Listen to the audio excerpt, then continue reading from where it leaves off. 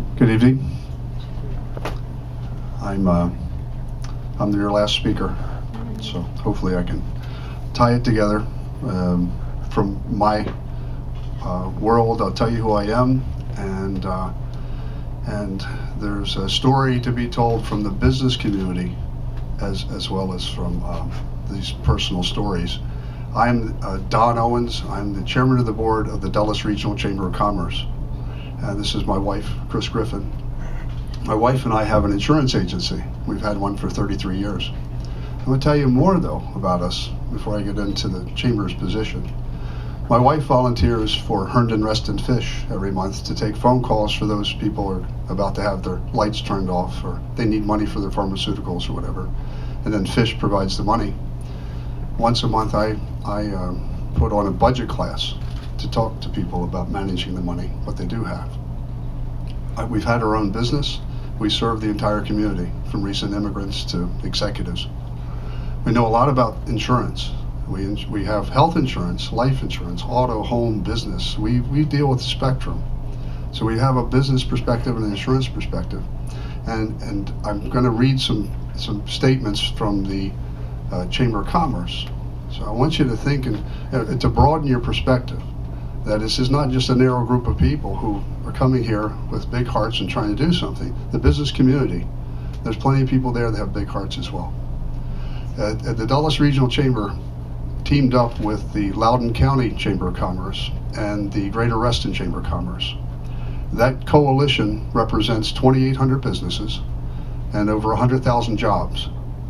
So in the business community, you hear that this seems to be just the cold and calculated, what's a return on investment attitude.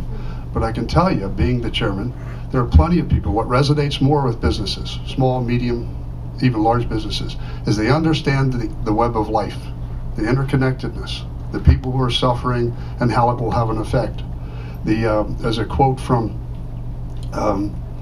the CEO and president of the Loudoun Chamber. Our partnership is committed to improving the quality of life in Northern Virginia and ensuring that everyone has access to affordable and stable health insurance. And it's critical to achieve this goal. We sent a position paper to the governor and to the legislature in February. Our partnership did, through a public relations firm that we all hire. And we asked the General Assembly and the governor to agree on expanding Medicaid.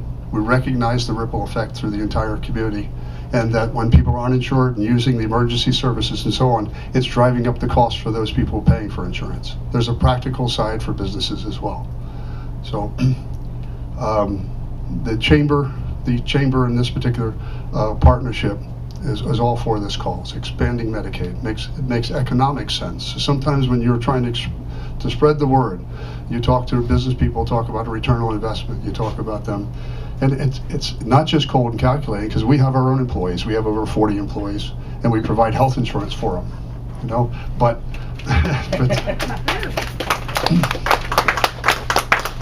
we believe in that, and we have a relationship with them. Then they have a relationship with our clients.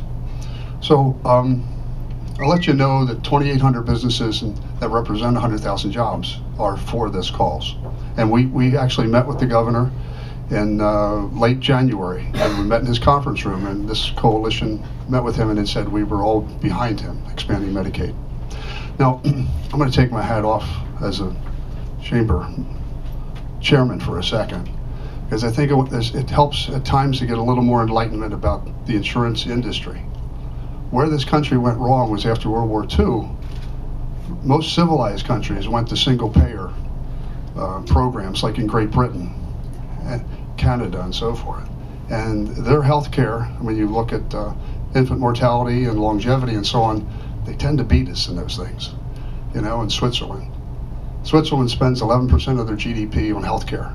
We spend 18%, but they live longer. Infant mortality superior. My wife is from Great Britain, has family members there with horrific health issues. They have it under control. They only spend 6 to 8% of their GDP on health care. So many times the insurance industry is in the middle of this, but when we started 30 some years ago, hospital care or hospital room and board was $12 a day. Today it's $400 or $500. It's a hotel room with food. So the issue is the prices got out of hand. Pharmaceuticals is $10 for an aspirin when you go to the hospital. So we've got to get this straight. This is a Band-Aid to say expand Medicaid. But as a civilized society, we need to get the insurance industry out of the formula. Thank you. They don't belong there. Okay?